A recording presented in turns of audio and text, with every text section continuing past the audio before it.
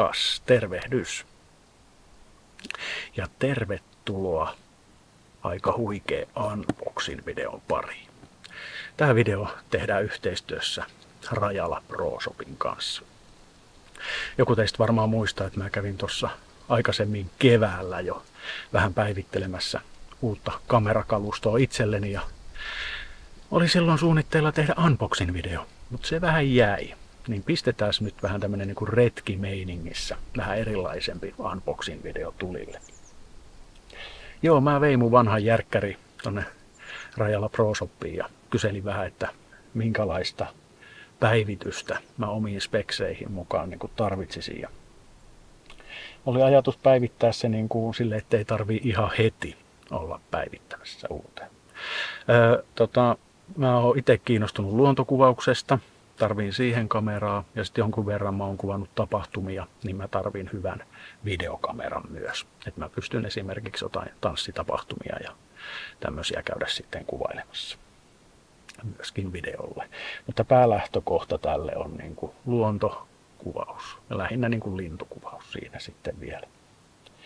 Ja lähdetään sitten pikkuhiljaa katsoa, että minkälaisen paketin mä sieltä sain. Mun Canonin EOS R6 Mark II tuli rungoksi. Ja siihen sitten kaveriksi oivallisesti niin Canonin RF 100-500 objektiivi. Niin alkaa lintuset tulla vähän lähemmäksi. Ja jos ei se riitä, niin sitten mä otin extenderin siihen. Kaksinkertaisen extenderin, jolloin se niin kuin helpottaa se kohteen lähemmäksi pääsy huomattavasti.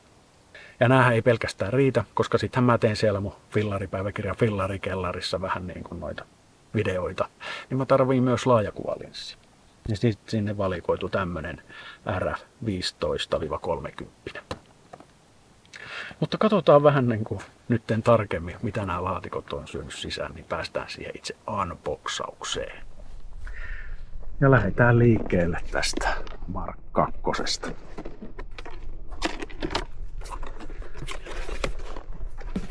Täällähän on nämä laturit ja akku tietenkin luonnollisesti. Ja sitten täältä löytyy sitten itse runko.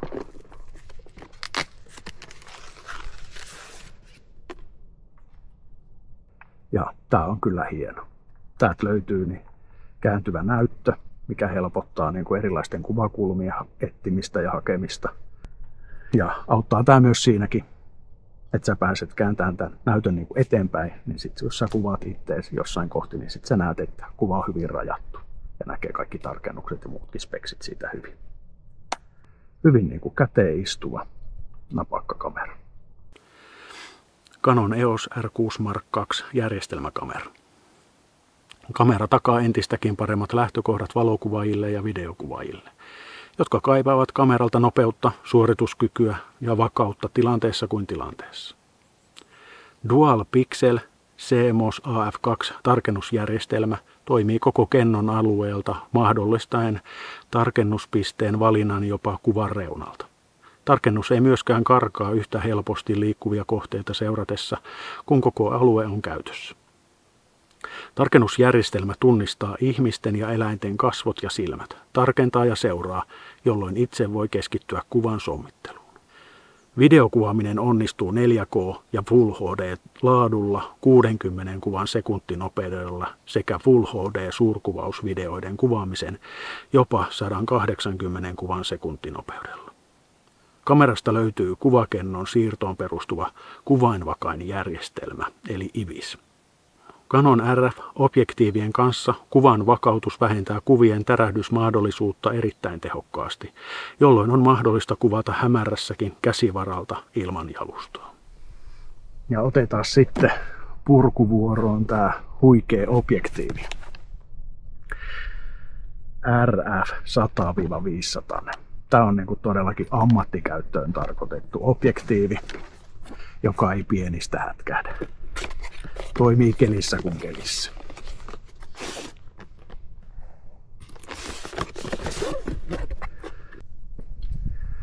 Ja niin kuin näkee, niin tämä on pakattu valmiiksi tämmöiseen niin kuin kantokassiin.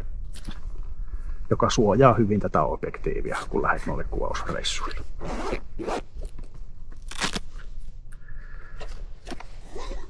Ja täältä löytyy sitten itse herkku. Suht kevyt, niin kuin näin isoksi objektiiviksi. Paremmin näkee, että miten se toimii, kun laitetaan toi.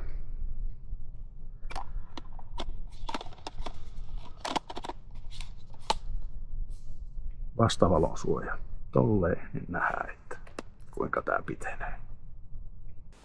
Canon RF 100-500 objektiivi. Hyvä objektiivi etenkin luonto- ja urheilukuvaukseen.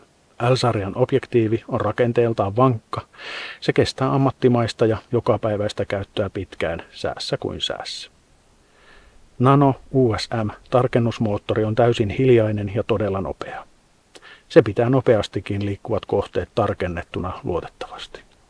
IS-kuvan vakautus toimii yhteistyössä EOS R6-kameran kennon vakautuksen IBIS kanssa. Kuvan vakautus on erityisen tärkeä, kun päivä alkaa hämärtyä illaksi tai sisätiloissa kuvatessa, jolloin oikean valotuksen saamiseksi joudutaan käyttämään pidempiä suljinaikoja. Objektiivin valkoinen väri herättää usein huomiota. Valkoinen väri näyttää tosi ammattimaiselta, mutta sillä on oikeasti tarkoitus. Valkoinen väri heijastaa valoa pois objektiivista, jolloin kuumana päivänä minimoidaan ison objektiivin sisällä tapahtuvat lämpölaajenemisen riski. Ja hypätään sitten seuraavaan tähän telejatkeeseen. Extender RF kertaa 2.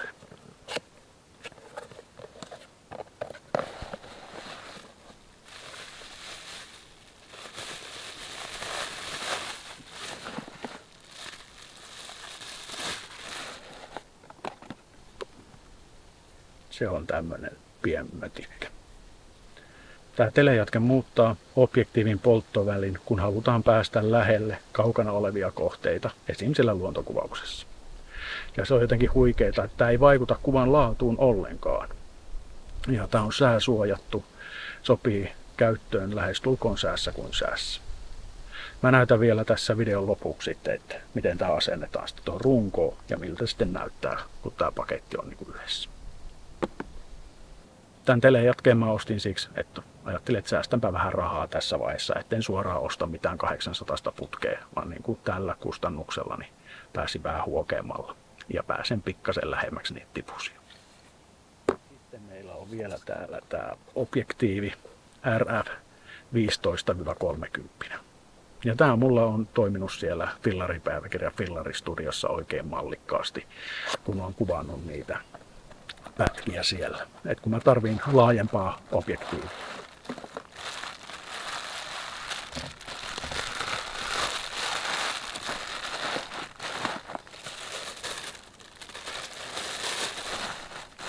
Tämä Canonin objektiivi 15-30 on suunniteltu erityisesti maisemakuvaukseen ja sisällöntuottajille. Just sen takia, että tämä toimii siellä fillarikellarissakin itselle hyvin, koska tämä antaa tosi laajan kuvan. Nopea ja äänetön tarkennus.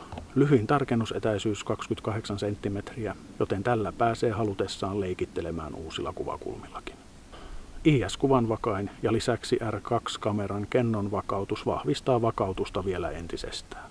Kompakti ja kevyt, painoa vain 390 grammaa. Eikä siinäkään vielä kaikki.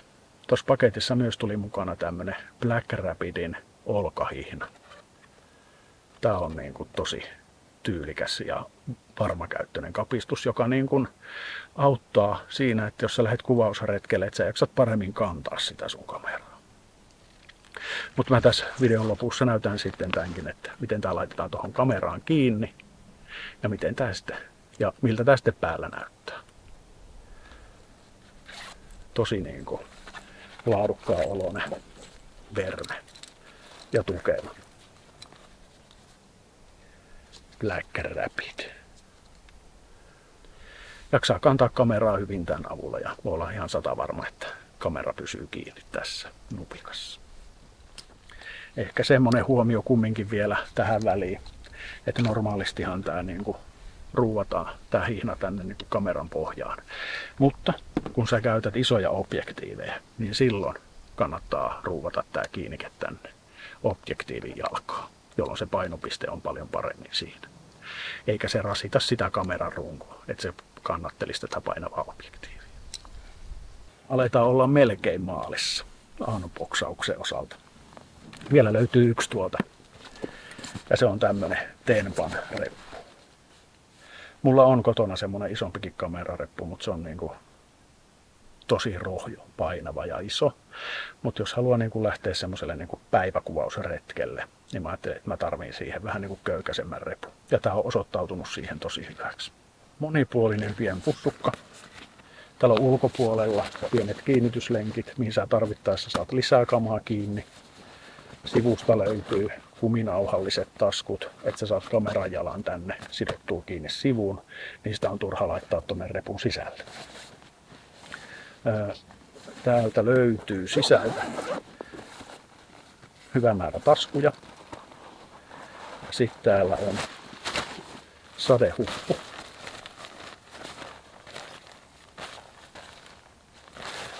Jos satelee, niin kannattaa tää heittää sitten tuohon laukun päälle.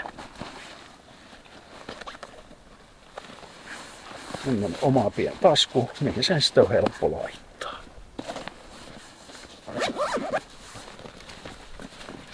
Ja täältä sisältä tää näyttää sitten täältä. Täällä on hyvin tilaa. Eli mä oon käyttänyt objektiivia telejatkeena, niin se mahtuu tänne pituudeltaan koko setti. Ja sen lisäksi tänne mahtuu toista objektiivia, laturit ja kaikki systeemit, mitä sä tarvitset siellä reissussa. Ne kaikki tänne sisälle. Ja lisää säilytystilaa. On ollut hyvä ja toimiva kevyt reppu.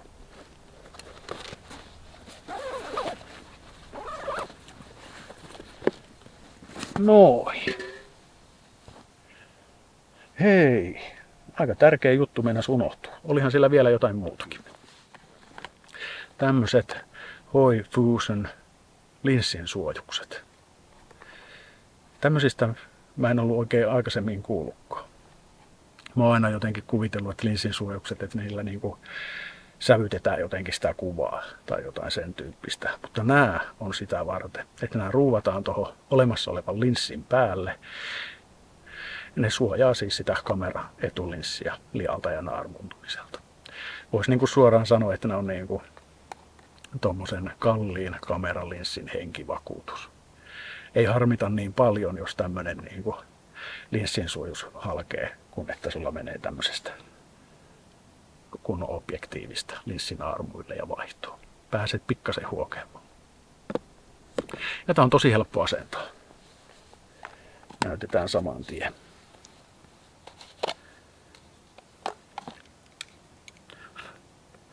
Pitäisi tietenkin olla nyt joku hyvä liina, ettei jää pölyä tänne. Mutta niin. Ajakoon tää nyt tällä erää tehtävänsä. Putsataan sitten kotona paremmin.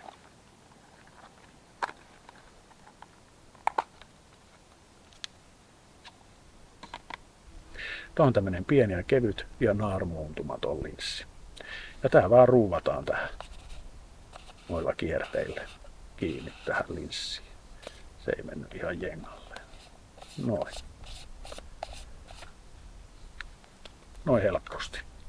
Ja tää ei estä sitä, että tähän pystyy laittamaan sitten tuon vastavalon suojan kiinni. Ihan samalla tapaa. Peukut sille. Noin. Nyt siinä oli koko paketti. Ja palataan nyt sitten vielä noihin yksityiskohtiin, että miten telejatke liitetään ja katsotaan vaikka sitten vielä, että miten mä saan kaiken tuon rojun mahtumaan tonne reppuun. Yes. Noin. Lupailin vielä, että mä vähän näytän, että miten noi telejatke ja iso objektiivi kiinnitetään tuohon kamerarunkoon ja sitten, että miten toi Black Rapid olkahihna toimii myös. Ja käydään vielä tuota reppua pikkasen tuohon loppuun sitten vielä läpi. Yes. Homma alkaa siitä, että laitetaan ensiksi tää telejatke tänne kameraan runkoon kiinni. Täällä on tämmöiset punaiset pienet kohdistusviivat ja ne kun laittaa vastakkain, niin objektiivi naksahtaa tuonne paikkaansa ja sitten ruuvataan se kiinni. Huomioarvoinen juttu, kun aletaan asentaa tähän telejatkeeseen objektiivi, on se, että objektiivi kannattaa olla yläasennossa. Koska tässä telejatkeessa on vähän tuommoinen jatke, niin se tulee tänne kameran sisälle, niin se vie vähän tilaa tuolta.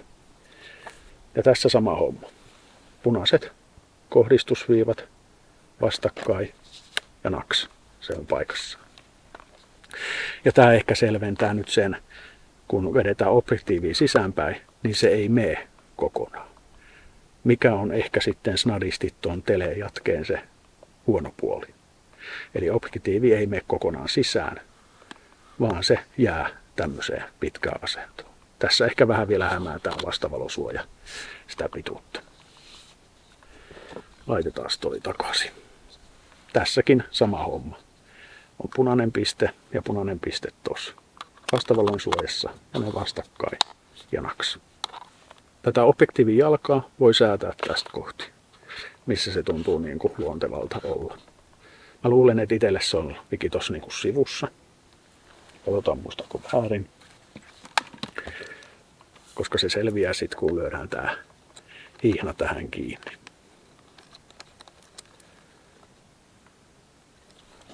Näin.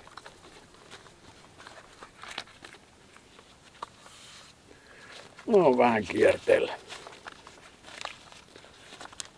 No vihatetaan toi kainalo alta tuleva hihna tuolta auki. Niin nyt se on suorana. Nythän mun tarvii nousta sit seisomaan, niin näette pikkasen paremmin. Elikkä tää heitetään vaan tästä pään yli olalle. Sitten täältä kainaloalta napataan tää kainalohihna. Ja heitetään se tonne paikkaansa ja kiristetään.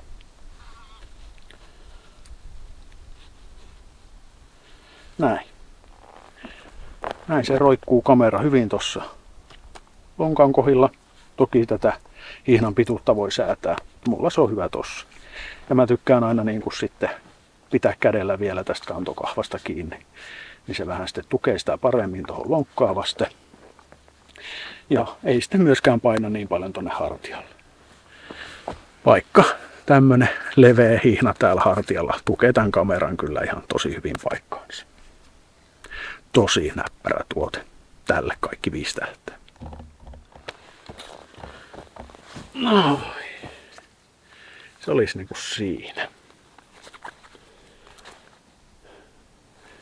Ja sit mä lupasin vähän näyttää tota reppusettiä. Reppusettiä, että mitä tänne niinku mahtuu ja miten. Täällä repun takana on hyvä tämmönen pehmuste, mikä auttaa sitten vähän niinku ilmaakin kiertämään siellä paremmin. Ja on tosi miellyttävää selkää vasten. Tää repun sisälle pääsee täältä takaosan kautta ja sitten tästä päältä. Tämä on vesitiivis tämä etuosa ja hyvin suojattu, niin silloin voi vaikka märäkäänkin maahan asettaa tämän repun, niin se ei niinku haittaa, ei mene vesi läpi. Ja on siinä myös se sitten, että ei pääse varkaat niin hyvin käsiksi, pitkäkyntiset tänne. Mut joo. Mä niin kuin tuossa aikaisemmin vähän mainitsin, niin kuljetan tätä tämmöisenään täällä. Niin ei tarvitse telejatketta sitten ruuvalla tuolla luonnossa ees sun taas. Ja tämä mahtuu tänne, kun laittaa tämän vastavalosuojan takaisin tuohon paikkaan. Noin. Se menee oivallisesti tuohon sivuun. Ja sitten tänne mahtuu objektiivit ja lisävarusteet ja laturi. Tuolla on hyvä tasku tuolle patterille. Pysyy siellä hyvin. Ja sitten nämä kannattaa olla mukana kaikki nämä korkitkin. Niin saa sitten tarvittaessa suojattua noita muita objektiiveja. Näin. Ja sinnehän jäi tilaa muullekin.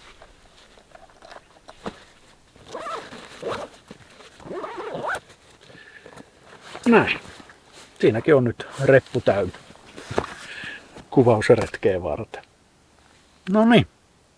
Siinä varmaan tuli kaikki höpöteltyä tästä setistä.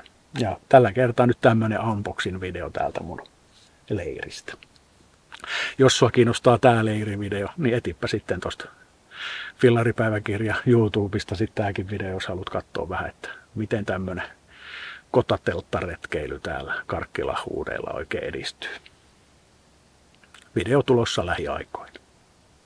Hei, kiitos Rajala Pro Shop, kiitos teille kaikille. Jos sulle tulee jotain kyssäreitä ihan mistä vaan näistä tuotteista, niin laita kommenttikenttään tonne kysymystä, niin minä vastaan parhaan kykyni ja taitoni mukaan.